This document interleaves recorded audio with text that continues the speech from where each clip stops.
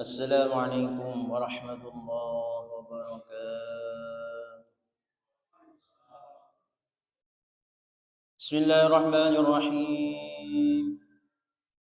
الحمد لله رب العالمين، وبه نستعين على أمور الدنيا والدين، والصلاة والسلام على أشرف المرسلين سيدنا محمد وعلى آله وصحبه أجمعين. أشهد أن لا إله إلا الله رب العالمين، وأشهد أن حبيبنا محمدا رحمة للعالمين. رب اشرح لي صدري ويسر لي أمري واحلل عقدة من لساني يفقهوا قولي. سبحانك لا علم لنا إلا ما علمتنا إنك أنت العليم الحكيم. أما بعد. Jemaah sekalian, kita melanjutkan kajian kitab Riyadhus Shalihin min kalami Sayyidil Mursalin yang ditulis oleh Imam Abu Zakaria Yahya bin Syaraf An-Nawawi, wafat 676 Hijriah 1277 Masehi. Masih di bab keutamaan menangis karena takut kepada Allah dan rindu kepadanya. Hadis ke-5 atau hadis ke-451 kitab Riyadhus Shalihin. Bismillahirrahmanirrahim. Qala al-mu'allif hadzal kitab rahimahullah wa nafa'na bihi wa bi 'ulumihi fid dharain amin. Wa an 'Abdillah bin Asy-Syakhir radhiyallahu anhu qala ataitu Rasulullah sallallahu alaihi wasallam wa huwa yusalli wa li jawfihi azirun kaziril mirjal min al-bukai. Hadithun sahih. Rawahu Abu Dawud wa Tirmidzi fi Syama'il bi isnadin sahihin. Dari Abdullah bin Asy-Syakhir radhiyallahu anhu berkata, aku datang menemui Rasulullah sallallahu alaihi wasallam yang saat itu sedang sholat. Sementara di dada beliau ada suara bergejolak seperti bergejolaknya air yang mendidih karena menangis. Hadis sahih. Riwayat Imam Abu Dawud dan Tirmidzi dalam Asy-Syama'il, ya, Syama'il Muhammadiyah, dengan sanad yang sahih. Ya, ini kita masih jauh ya. Jadi ulama itu menjelaskan bahwa membaca Al-Quran itu kalau levelnya adalah tajwid dan fasahah. Nah, itu level yang harus kita tempuh dulu. Ya. Jadi tajwid itu kayak idhar, nah itu ya, idgham bi gunnah. Terus fasahah kayak huruf ya. Huruf ha sama ha itu kan beda ya. Huruf sin sama shin, sama tha sama sod. Nah, itu kan beda ya. Kalau nggak bisa bedakan nanti sod itu sirata jadi kayak sin, sirata. Nah, gitu. Nah, itu latihan fasahah. Makhraj lah kalau bahasa umumnya ya. Makhrijul huruf. Sama latihan tajwid ya. Tajwid itu kalau udah seusia kita, nggak usah dihafal namanya ya nggak apa-apa. Idhar hurufnya berapa? Ya, mungkin nggak hafal ya. Yang penting baca. Waktu baca kita paham. Gitu ya. Jadi metodenya kalau mau menghafal ya terserah. Kalau dulu saya itu ngaji syair. Jadi tajwid itu dibikin syair. Nama kitabnya kalau nggak saya Hidayatus Sibyan. Jadi kalau ngapalin huruf itu tinggal baca syairnya aja. Fadhil lada hamzin wa ha'il ha'i wal aini thummal ghaini thummal kha'i. Nah, gitu aja. Jadi idhar itu hurufnya itu hamzin wa ha'in ha. Ha'i wal aini thummal ghaini thummal kha'i. Nah, gitu. Jadi ada itu. Misalnya apa? Ikhfa. Sibtadana kam jada syakhsun qad sama. Wah, itu jadi kita ngapalinya syair. Jadi kalau ditanya huruf itu tinggal baca syairnya ya. Syair itu apa ya? Nah, nggak ada di sini ya. Kayak lagu ya mirip lah kayak gitu. Syair. Jadi kita mudah ngapalinya. Nah, tingkat pertama begitu. Jadi kita baca sesuai makhraj dan tajwid. Terus naik itu memahami. Nah, memahami itu ya paling sederhana lah, yaitu arti ya. Sebetulnya arti itu ya ada beberapa model terjemah. Nah, ini yang harus dipahami. Karena Depak itu pernah dikritik. Model terjemahannya itu kata yang mengkritik itu aneh. Nah, gitu. Jadi Depak terus ngomong gini, terjemah itu macam-macam. Gitu ya. Ada yang terjemah per kata. Nah, itu. Jadi kata ini apa maksudnya? Nah, itu terjemah per kata. Ada yang terjemah sesuai makna. Jadi ternyata terjemah itu enggak harus sesuai kata gitu, enggak. Tapi sesuai maknanya apa. Nah, kayak gitu. Jadi supaya apa? Supaya ketika baca orang paham.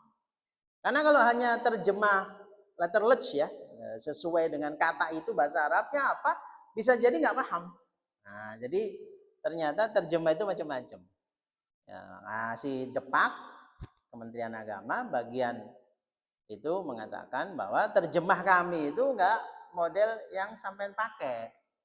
Jadi ini bukan masalah benar dan salah, tapi model terjemahan apa yang sampean pakai. Oh, oke, kita sepakat di situ, ya metode itu. Model terjemahan kami kayak gini. Nah, kayak gitu ternyata begitu. Karena kalau orang awam kan mengira terjemah itu per kata, ternyata enggak. Jadi tergantung metodenya dan kesepakatan terhadap isi terjemah. Nah, kayak gitu. Nah, seharusnya meningkat dengan memahami tadabbur. Nah, ini yang memang kita agak belum terlatih. Kita ini kan pertama kan orang Indonesia ya. Nah, Indonesia itu secara bahasa ya bukan bahasa Arab ya. Ada orang Mesir yang dulu kuliah di Malang, itu sekarang YouTube-nya namanya Syekh Muhammad Al-Fuli. Itu ngomong gini, orang Mesir itu tidak semua paham tentang isi Al-Quran. Walaupun mereka bahasanya bahasa Arab. Terus berapa persen kira-kira orang Mesir yang nggak belajar Al-Quran, memahami Al-Quran. Ya kalau perkara ya paling 60% lah. Udah bayangin itu. Jadi orang Mesir aja tahu maknanya Quran. Kalau memang nggak belajar itu ya, detail tentang Al-Quran itu cuma 60%. Nah, apalagi kita ya. Nah, kayak gitu.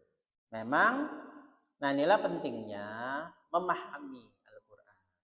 Ya, bahasa itunya tadabbur Al-Quran. Nah, bagaimana caranya? Ya ngaji gitu aja. Oke, ngaji. Kalau bisa memang ngaji khusus tafsir. Nah, tafsir itu kan nanti banyak tuh penjelasannya ya. Kemudian ada lagi pesan ulama agar ketika membaca Al-Quran seolah-olah Al-Quran itu diturunkan kepadamu supaya langsung mengena. Nah, kayak gitu, okay? Jadi misalnya ini yang baik-baik lah ya. Ya ayyuhalladzina amanu kutiba alaikumussyiyam. Nah, terjemah umumnya kan, hai orang-orang yang beriman, diwajibkan atas kamu. Nah, kan itu ya.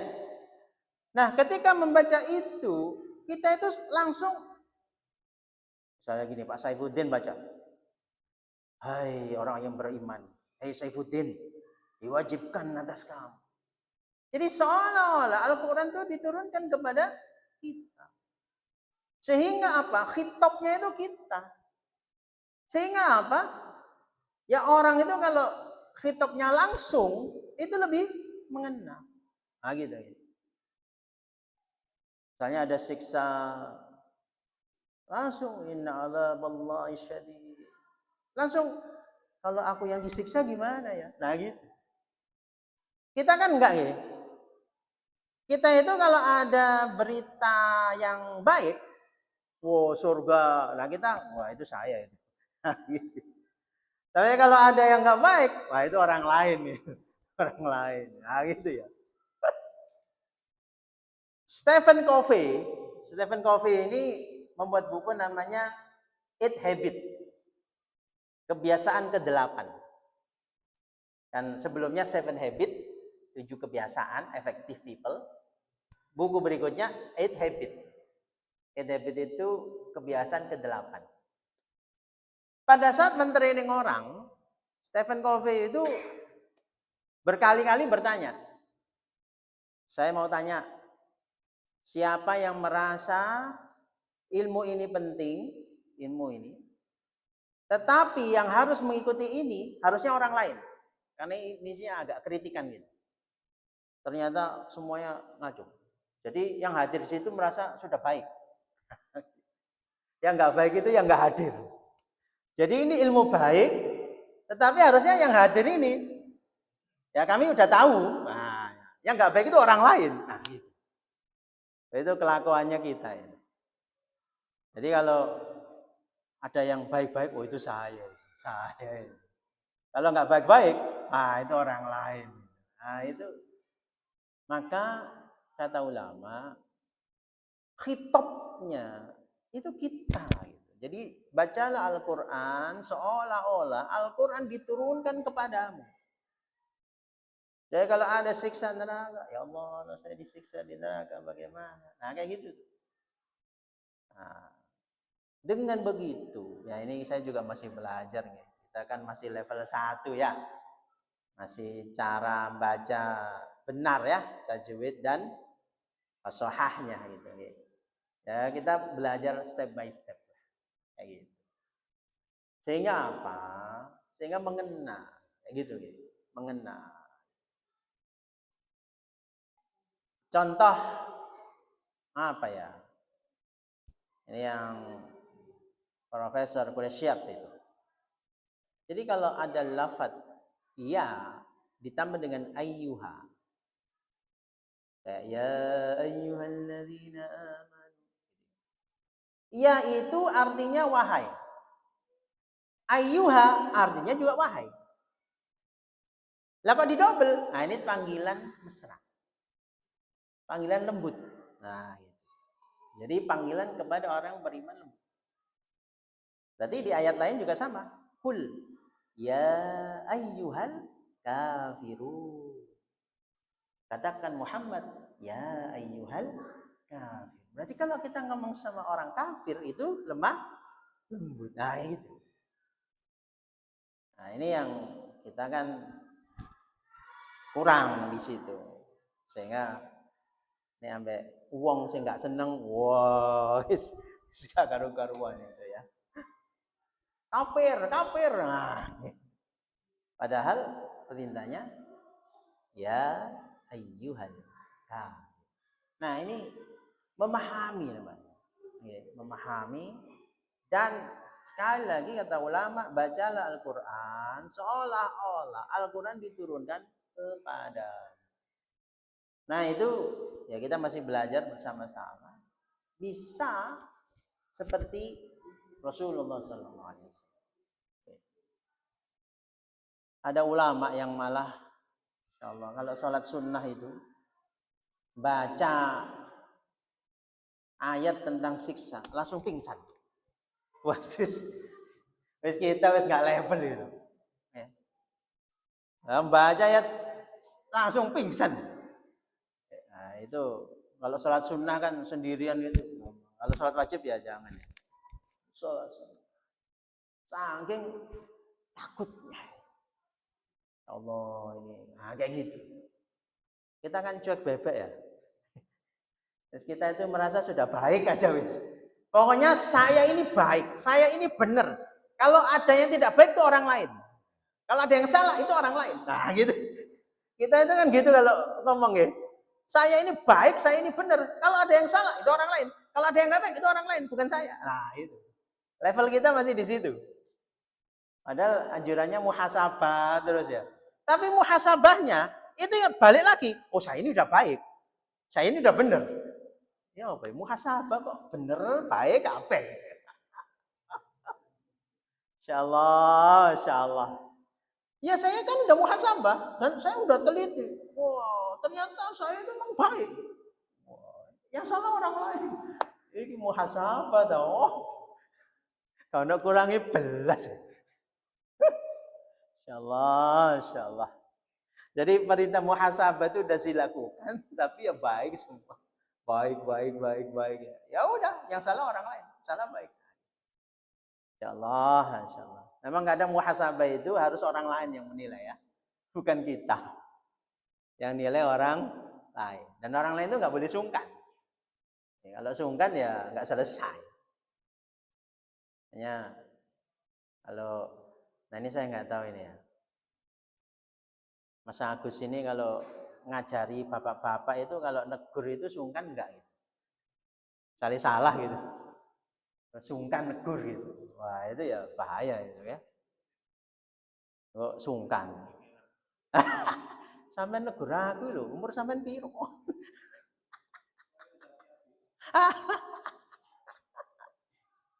Ya nggak boleh begitu, nggak boleh ya. Ya itu demi perbaikan. Karena kan kita lillahi ta'ala lah. Kata teman saya itu supaya mantep lillahi ta'ala. Nah kita levelnya yang belum ya. Ya, tapi ya kita belajar lah, ya. Dikit-dikit lah. Seperti ya bacaan-bacaan kayak gini ya. Alhamdulillahi Rabbil Alamin. Segala puji hanya bagi Allah. Kok ada segala? Berarti puji itu banyak. Kan gitu ya? Kan banyak puji. Apa aja? Nah itu kata ulama dikategorikan 4. Qadim ala qadim. Allah memuji zatnya sendiri. Kayak subhanalladzi ma sucidat. Berarti Allah memuji zatnya sendiri. Nah pujian ini untuk Allah. 2 qadim ala hadis. Atau qadim ala hudud. Allah memuji makhluk. Misalnya wa innaka la'ala khuluqin azim. Allah memuji Nabi Muhammad sallallahu alaihi wasallam. Meskipun pujian ini teksnya untuk Nabi Muhammad, hakikatnya adalah untuk Allah. Karena Allah yang menciptakan Nabi Muhammad. Yang ketiga, hadis ala qadim atau hudus ala qadim. Makhluk memuji Allah. Ya, kita baca subhanallah, alhamdulillah. Berarti pujian itu Allah. Yang terakhir, hadis ala hadis atau hudus ala hudus. Makhluk memuji makhluk. Para iku yo, cek pinter deh. Walaupun teksnya adalah kita memuji makhluk, tapi hakikatnya kita memuji Allah. Karena apa? Karena iya Allah yang menciptakan. Maka mafhum mukhalafahnya kalau kita menghina makhluk berarti menghina. Nah ini kalau kita paham gitu kan nggak pernah menghina orang ya. Tapi kalau nggak paham, apa ya omongan kayak gitu. Nah, memuaskan nafsu gitu. Ini jadi tukul puas. Nah itu ya memahami. Ya, itu level ya kita masih belajar lah. Tapi ya masa kita awam terus gitu loh. Ya sedikit-sedikit lah. Ini ngaji yang tajwid masih jalan ya? Tahsin itu masih jalan? Masih ya? Alhamdulillah. Tapi biasanya kalau habis lebaran itu buyar. Senin Abu. Wah, keren, asli keren. Bisa semangat itu keren itu. Karena 2 kali toh, wah, itu luar biasa ya. Karena biasanya kalau habis lebaran itu hilang, itu wajar itu ya. Nah, itu kalau dalam teori akuntansi itu namanya tahun fiskal. Tahun fiskal itu kan setahun ya. Nah, kalau kita itu lebaran parameternya. Karena kan libur, terus buka lagi males. Nah, tahun fiskal itu lebaran kalau. Kalau lebaran setelah lebaran masih ada, nah itu insya Allah lancar. Nanti tunggu lebaran lagi. Nah ini Rasulullah Sallallahu Alaihi Wasallam tentu ya pertama ya karena beliau Rasul yang memang wahyu langsung kepada beliau. Dan sahabat itu karena ring satu. Sehingga mudah bagi para sahabat untuk nangis. Saya kayak gitu. Dan itu bukan sebuah aib ya. Hadis berikutnya. Wa Anas radhiyallahu anhu qala qala Rasulullah sallallahu alaihi wasallam li Ubay bin Ka'b radhiyallahu anhu Inna Allah azza wa jalla amarni an aqra'aka 'alayka lam yakun alladhina kafaru qala wa sammani qala na'am fabaka Ubay muttafaq alayh wa fi riwayatin wa ja'ala Ubayyun yabki. Dari sahabat Anas bin Malik radhiyallahu anhu berkata bahwa Rasulullah sallallahu alaihi wasallam bersabda kepada Ubay bin Ka'ab radhiyallahu anhu, Allah azza wa jalla memerintahkanku agar membacakannya untukmu. Surat Al-Bayyinah. Tidaklah orang-orang kafir. Surat Al-Bayyinah. Ubay berkata, Allah menyebut namaku ya Rasul. Rasulullah sallallahu alaihi wasallam menjawab, benar. Lalu menangislah Ubay. Muttafaq alaih. Nah, kita lihat dulu sahabat Ubay bin Ka'ab. Beliau itu ahli Al-Qur'an. Kita, bacaan Al-Qur'an kita itu bacaan Imam Asim min riwayati Hafiz bin Sulaiman. Nah, itu kalau diurut ke atas sampai sahabat, kita itu mengikuti bacaannya sahabat Utsman bin Affan, Ali bin Abi Thalib, Ubay bin Ka'ab, Zaid bin Thabit, dan Ibnu Mas'ud. Jadi termasuk bacaan kita itu mengikuti Ubay bin Ka'ab. Jadi setiap jenengan baca Quran, Ubay bin Ka'ab itu dapat pahala. Ya pelopor ya. Ya, salah satu dari bacaan kita. Nah itu enaknya ngajari Quran itu gitu. Jadi Ustadz Munif, ya, Ustadz Agus, Ustadz Amru ngajarin jenengan baca Quran. Bener, jenengan baca Quran dapat pahala. Loh, enak ya. Nah, ini multi level pahala. Ini. Ngajari lagi dapat pahala. Wah, itu makanya ilmu itu begitu.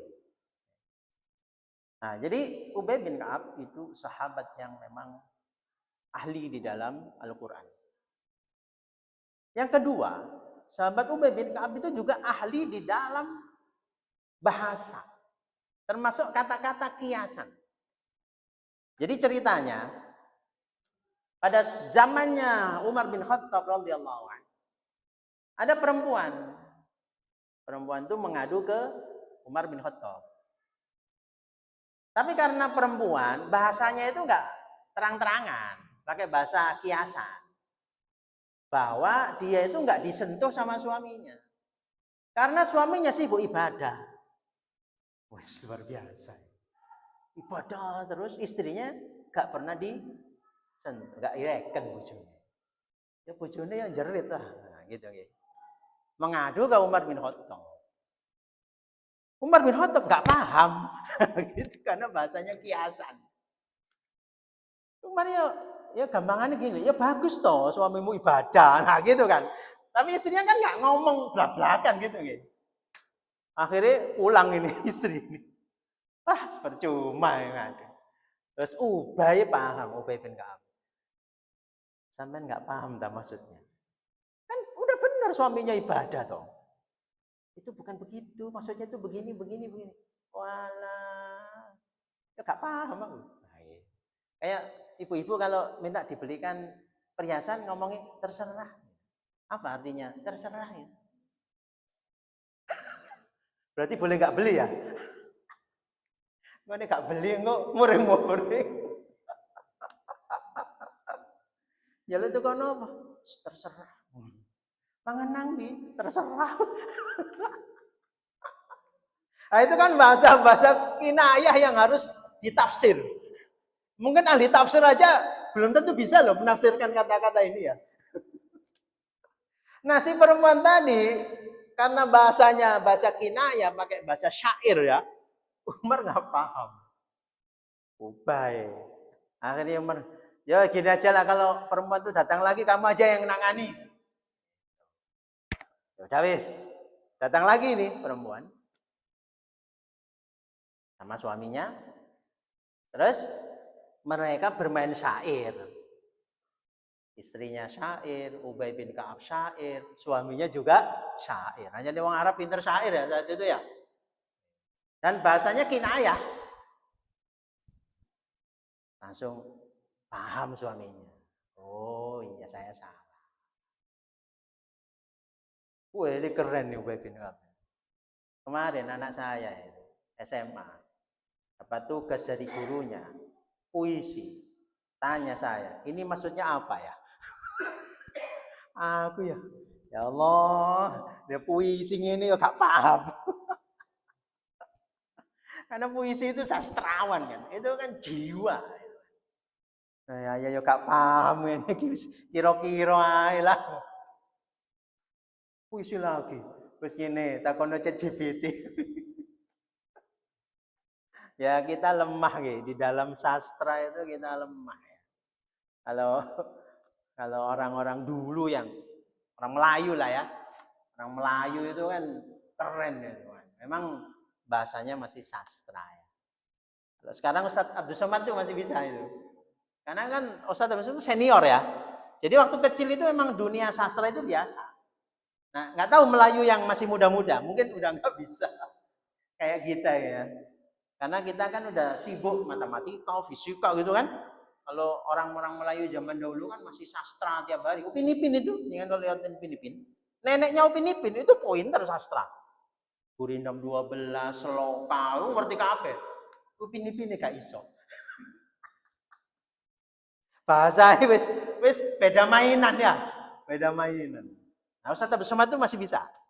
Karena memang ya senior ya. Jadi waktu kecil Melayu sastra itu biasa, itu sehari-hari lah. Bikin pantun ya biasa sehari-hari. Kita bikin pantun ya merenem apa pantun. Nah, Ubay bin Ka'ab itu keren.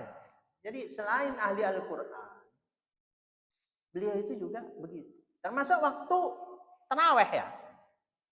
Jadi kan ceritanya pada zaman Umar, itu tarawih itu kan sahabat itu sendiri-sendiri. Sendiri-sendiri itu. Umar ngelihat ini tarawih jadi apa? Ya karena waktu Rasulullah cuma berapa hari itu kan? Sehari kalau nggak salah ya. Berapa lah. Terus Rasulullah udah nggak tarawih lagi kan. Zamannya Umar, sholat tarawih kan sendiri-sendiri orang-orang. Langsung dikumpulin sama Umar. Ya gitu jamaah deh. Jamaah terus rias itu. Nah yang jadi imam Ubay bin Ka'ab. Karena memang ulama, sahabat top di bidang Al-Quran. Ya. Terus kelebihan tadi ya bahasa kiasan itu paham. Nah, saya nggak tahu sekarang ya. Kita paham nggak bahasa kiasan? Karena bahasa kiasan itu bagus ya. Jadi to the point itu ya ini kita terlalu sering to the point ya. Khawatirnya wongnya tersinggung. Nah gitu loh. Ini to the point itu agak repot ya. Orangnya paham tapi tersinggung. Nah gitu loh. Makanya dulu itu tidak to the point. Al-Quran pun kadang menceritakan sesuatu. Nah gitu. Makanya kalau sastra kita mau mengkritik orang, itu kan pakai dongeng. Dongeng hewan itu ya. Fabel, nah kayak gitu. Fabel itu sebenarnya mengkritik orang. Cuman kalau orangnya disebut kan nggak enak ya. Makanya kan ada kancil kan gitu ya. Nah itu fabel. Nah kayak gitu. Kayak apa? Yang lomba lari itu kura-kura sama kelinci ya.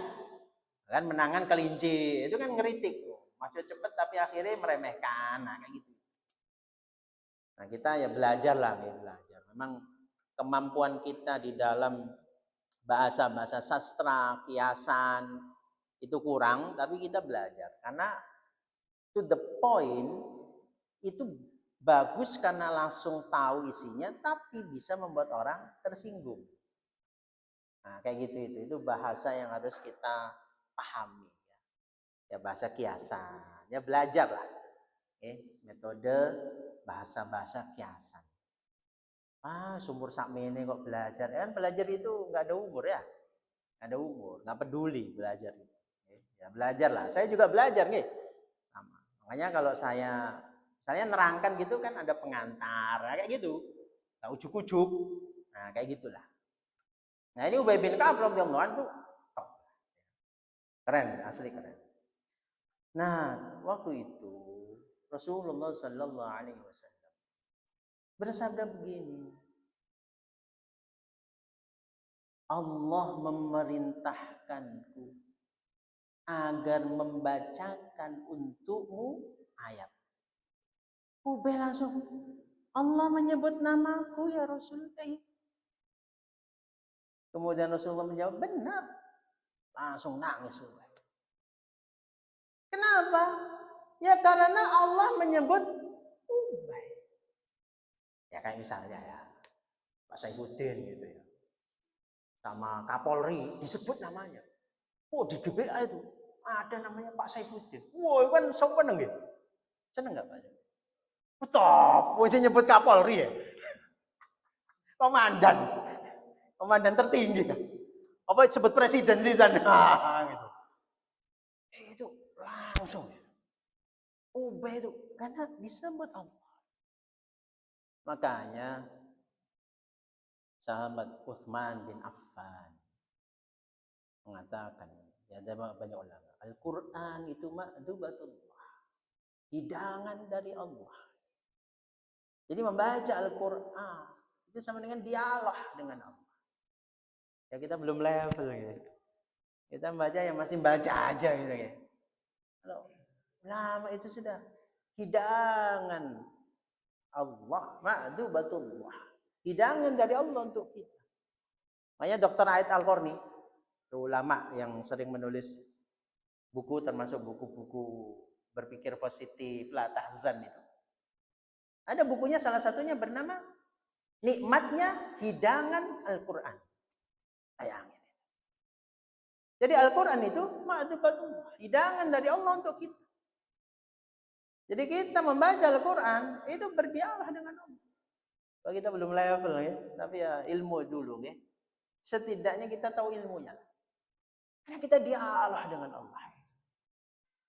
Makanya ya ulama itu langsung meresapi. Bukan meresapi, meresapi. Ya kita belum bisa. Ya kita belajar lah. Nggak semua ayat ya nggak apa-apa. Ya satu.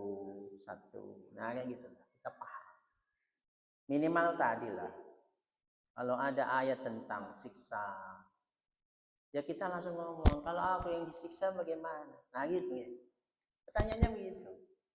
Bukan kalau siksa ya bukan aku lah. Aku rajin ke masjid deh. Aku ini banyak kegiatan sosial lah, ya susah. Jadi ini tentang surga, iku aku bisa aku meni surga level piro iki ya. Ya gitu. Nek neraka, itu aku iki. Bukan begitu. Ya dua-duanya iya gitu. Ada surga, ya Allah semoga hamba bisa masuk surga. Nah kayak gitulah. Ada neraka, ya Allah jangan sampai nanti hamba disiksa di neraka. Sehingga kita itu balance gitu ya. Ya bahasa kemarin kan rojak dan khauf gitu. Balance. Ya, antara yakin amal kita diterima sama khawatir amal kita belum diterima. Yakin dosa kita sudah diampuni sama takut kalau belum diampuni. Jadi balance itu loh. Sehingga kita nggak merasa diri udah oke, juga nggak stres terlalu banyak dosa. Ya balance. Cuman ya kita cenderungnya adalah merasa diri sudah baik, udah benar. Kalau ada yang nggak baik itu orang lain. Kalau ada yang nggak benar itu orang lain. Nah repot di sini. Nah itu. Nah kemudian di sini juga ada pelajarannya, rendah hati dalam mencari ilmu kepada ahlinya, kendati pun orang itu lebih rendah kedudukannya. Jadi menuntut ilmu itu siapapun.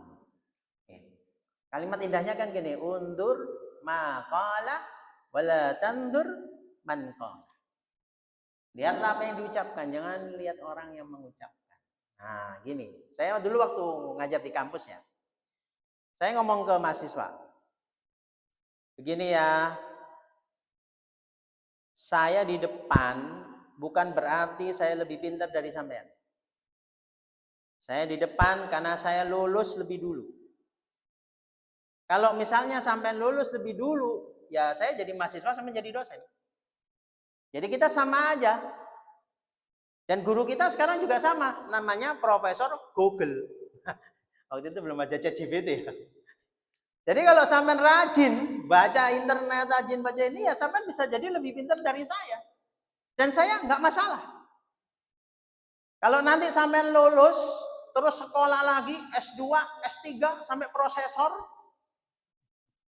terus sampai ngadain seminar, lalu saya hadir jadi peserta di situ, saya nggak masalah.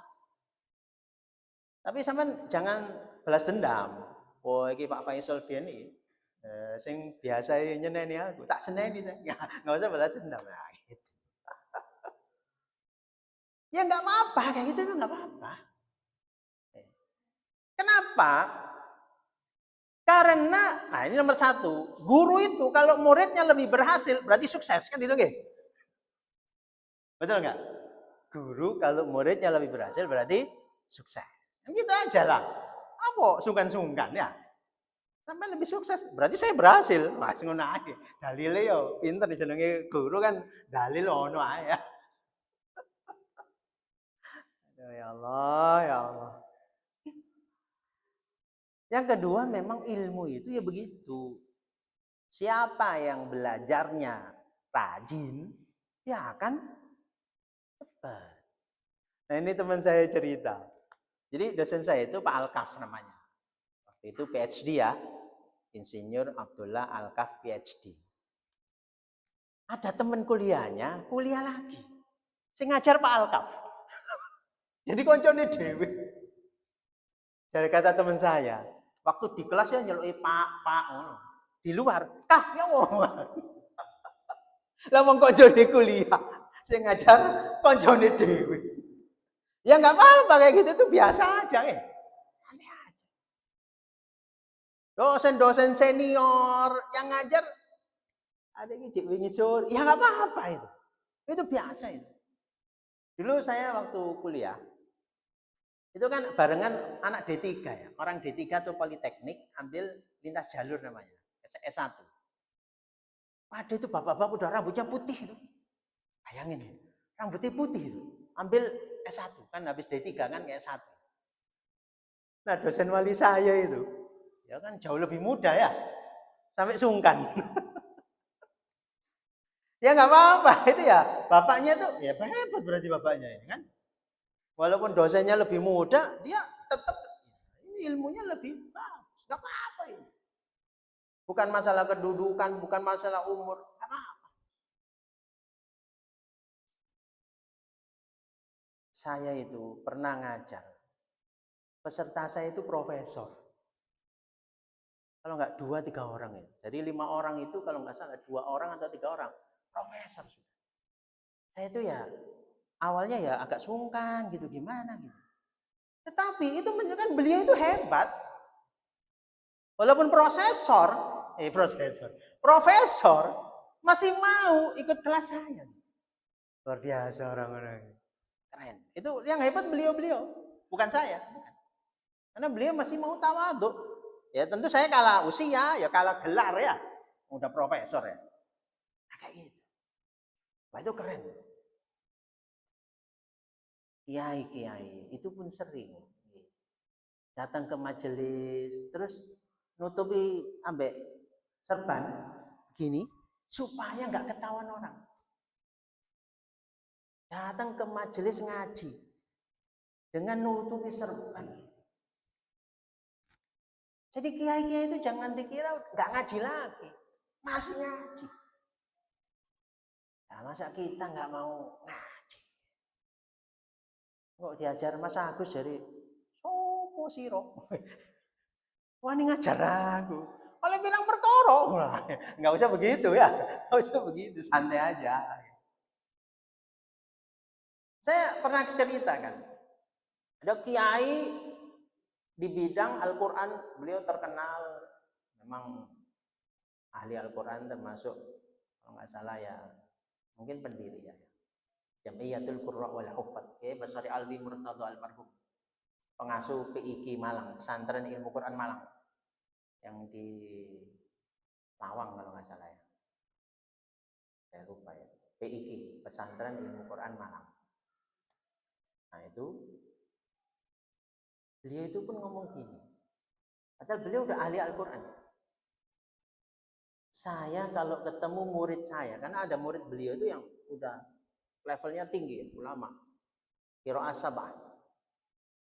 Saya kalau ketemu murid saya ini, saya ngomong, saya mau baca Fatihah. Aku tak mau coba Fatihah. Engkau koreksian. Aku tasheh nang awakmu. Jadi Yai Basori baca Fatihah, muridnya disuruh ngoreksi. Bayangin itu.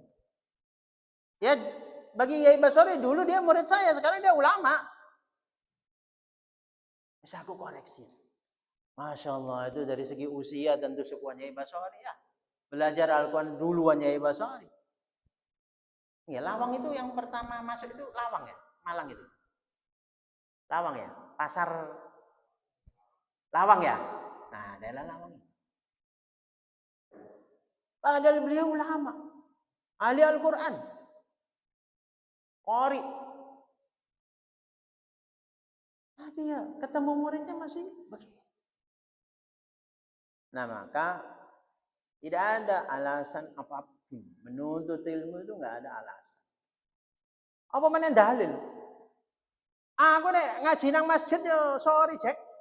Aku ustadz sing level nasional. Wes iki ajur iki. Ajur. Nek gak level UAS, UAH. Coba nih. Wes pokoke dah. Nek gak level nasional yo aku yo gak level. Masjid itu level kampung. Waduh iki soro sini iki ya. Allah ya Allah. Ya apa yang dicari? Wono dulu. Ustadz itu untuk lulusan Timur Tengah. Allah ya Allah, ini ngaji nang endi rek. Tawadhu itu harus ada. Karena kita bukan hanya ilmu, kita ada adab, kan itu ya. Bahkan banyak yang menasihatkan adab fauqal ilmi. Nek wis blocking kayak gitu, ya ilmu nggak dapat. Wis ilmu nggak dapat, adab nggak dapat. Nah itu ya jangan begitu. Jangan mau ustadz level nasional, level internasional, atau istilahnya apa? Ustadz artis. Oh, nek sing juluki wis. Netizen itu pinter wae. Juluki. Ustadz artis, ustadz apa ya? Macam-macam. Ya terserah, nggak apa-apa itu.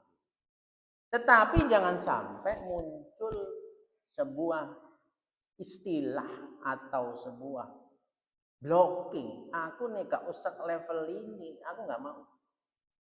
Nih, level masjid, alih ikhlas lewat gitu. Iki ngaji nang endi sih kok ngene gitu itu. Ya Allah, ya Allah. Ya nggak apa-apa, tapi jangan kenapa? Karena ngaji kita itu ada adab. Kita tuh gak cuma ilmu. Ilmu ada adab. Maka kita Riyadhus Shalihin ini kan bicara akhlak. Kalau ilmunya begitu, berarti ngomong kayak gitu, berarti nggak ada akhlaknya. Padahal al-adab fauqal ilmi. Nah, itu. Ya itu nggak apa-apa, tapi nggak boleh di dalam hati. Dan lain-lain. Aku ini ustadz itu tuh, sing gelare wangi gitu. Wis gelare ditawulis kan. Ya ustadz yang gelarnya banyak itu bagus. Yang nggak ada gelarnya juga nggak apa-apa. Kan begitu. Ya kita cari yang baiknya lah, ya. Jangan sampai kitanya yang rusak. Ustadznya gak apa-apa, kitanya yang malah rusak karena kita sudah blocking. Wis blocking terus ada setan memasuki. Itu nggak bagus levelnya. Itu kan setan masuk. Koyoke ngaji tapi setan masuk. Itu pinternya setan itu. Jadi setan ini jangan kira kalau kita udah ibadah, udah ngaji terus setan diem aja gitu. Ya enggak lah. Salah satunya masuk. Sampai nanti melong hebat. Nah, itu ahli puasa, ahli baca Quran, ahli ini, ahli itu. Sering menuntut ilmu kepada ulama-ulama top, ustadz-ustadz top. Itu setan masuk. Nah, kayak gini. Ya jangan sampai lah kita begitu. Ya kita tawadhu lah. Bahkan kita boleh belajar ke anak kita sendiri. Makanya saya nggak usah jauh-jauh lah. Saya itu sama anak saya boleh argumen ke saya. Ini begini ya, kenapa ya? Nah gitu. Itu nggak boleh gini. Kalau gini gimana nih? Nah, nggak boleh, nggak apa-apa itu. Jadi saya nggak menggunakan kekuasaan. Ayahku lu tua, lu ngerti. Enggak. Ya karena kadang anak itu punya perspektif baru. Ternyata begitu. Ya kan anak itu kan ada guru, ada sekolah, ada lingkungan kan. Bisa jadi dia punya pola pikir baru. Dan iya. Oh iya ya. Nah, saya kadang begitu loh. Jadi nggak semua yang diomongin anak saya itu saya udah tahu sebelumnya, enggak. Kadang ada perspektif baru, mungkin dari les ya. Dari les dapat dari guru les, dapat dari guru sekolah, atau dari baca, atau dari oh iya juga ya. Saya kadang begitu, punya perspektif baru. Jadi bukan karena kita udah lebih tua lah, orang tua lah, terus kita juga udah sekolah lebih tinggi, terus main kekuasaan. Ya pinteran ayah. Ya saya argumen sama anak saya argumen ke saya. Wong dulu ya, waktu masih kecil itu ya. Waktu masih kecil, masih ngaji di TPG itu kan. Baca Quran, salah ya, saya ngomong salah itu. Dia balas. Salah saya di mana ya? Gitu. Kenapa saya salah ya? Apa yang salah? Ya itu dia tanya. Argumen. Oh gini. Kayak gitu tuh. Ya. Masuk makhraj. Makhraj itu paling sebel kan anak saya itu ya. Ya bukan sebel ya. Karena kan saya benerin terusan. Terus bedanya di mana sih ya? Ini loh contohnya kalau shin sama sin ya. Syukur. Ya, katakanlah gini. Syakara pakai shin itu syukur. Kalau dibaca sakaro itu mabuk artinya. Kan jauh. Nah, baru paham. Terus bener, terus nanti salah lagi. Nah, kayak gitu. Ya biasa itu kayak. Ya dibenerin lagi. Oke. Terus bener salah mana? Nah, ya itu nggak apa-apa. Saya juga kadang begitu ya. Jadi tawadhu mencari ilmu itu kepada siapapun. Nggak peduli ini, nggak peduli. Yang penting kita menuntut ilmu itu untuk kita kepada siapapun, lebih muda terserah, ya, lebih ahli, nah itu lebih ahli dan seterusnya dan seterusnya. Allah alam. Bismillahirrahmanirrahim. Subhanallah walhamdulillah.